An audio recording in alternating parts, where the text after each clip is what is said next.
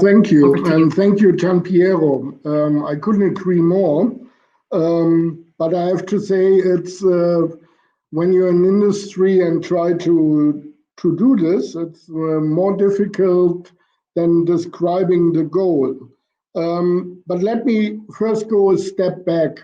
Angelika has said, what is digital sovereignty? And I think this term is not yet really clear when we discuss it. We have some French buzzwords, which is souveraineté numérique, which has some connotations of self-sufficiency. I think that's not the way we want to go.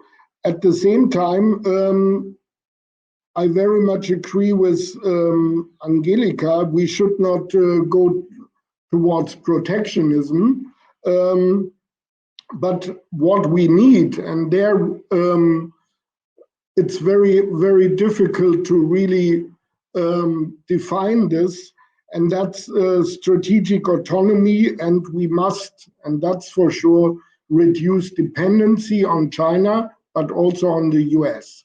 What do I mean? I think Gianpiero has given you some of the decisive goals already, how to reduce dependencies. If you look at the current policies in the two blocks I was mentioning, China and the US, there's a huge movement towards industrial policy measures in the US. China only works with state-led economy, of course. And this can be seen in the microchip industry, an industry where we thought, hey, that's a global supply chain. Nobody in Europe must care about supply of microchips, and we are all fine having them produced somewhere in Taiwan, Korea, or wherever, or even in China. I think the US have recognized that this is not the case anymore. And what we are observing is that US chip maker NVIDIA is taking over British ARM, which is a decisive company in that value chain, for 40 billion, and Xilinx is now taking over AMD for 30 billion. That gives you an idea what the movement in the US is now in this basic digital technology. In addition, the US government puts this year about $25 billion in the microchip industry. At the same time, we already heard the level the hyperscalers, the big cloud providers, have already reached. If you look at the combined market value of them, it's about 5 trillion. Not billion, trillion, and their cash reserves are about 500 billion, so more or less the European Recovery Fund.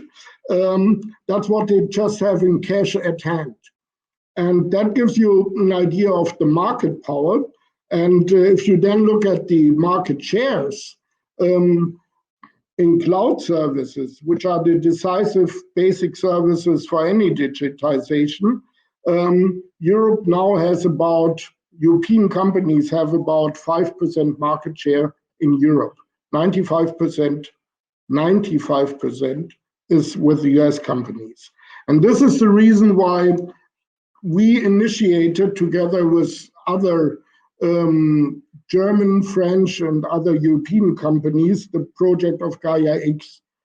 We think if that play goes on and on, Europe is playing no role at all in the end in modern digital services, and will be just a digital colony.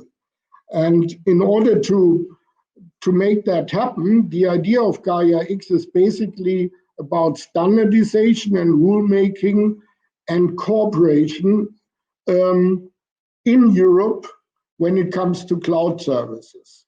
Gaia X, if it's successful, can be the nucleus for European standardization, which is then the role model for an interoperable and transparent system of data storage, which we don't have anymore. We have very proprietary services. Once locked in, you can't change anymore.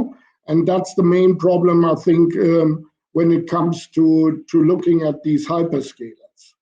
I think building such a project is an important cornerstone, but it will be not sufficient. And there I come to what Ulrich Wilhelm has said. I think in the end, regulation, as foreseen now at the European level, will be crucial to safeguard the whole thing.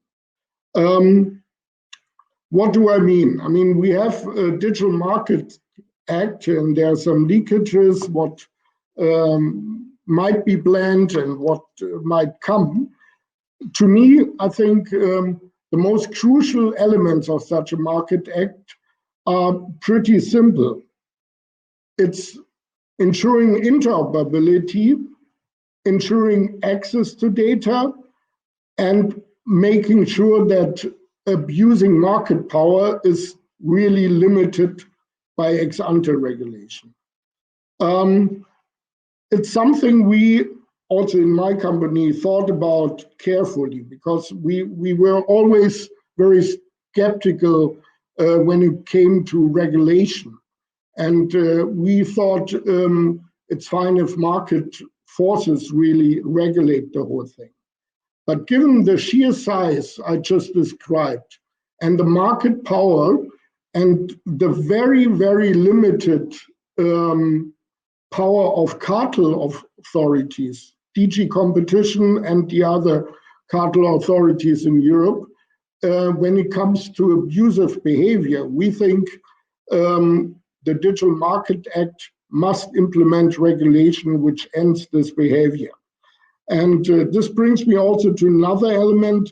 I think we also need a competition law reform, which also enables European companies to grow, because we have, at least in the current practice, so many limits in growing as European companies that we cannot compete anymore at the same scale and size with US companies.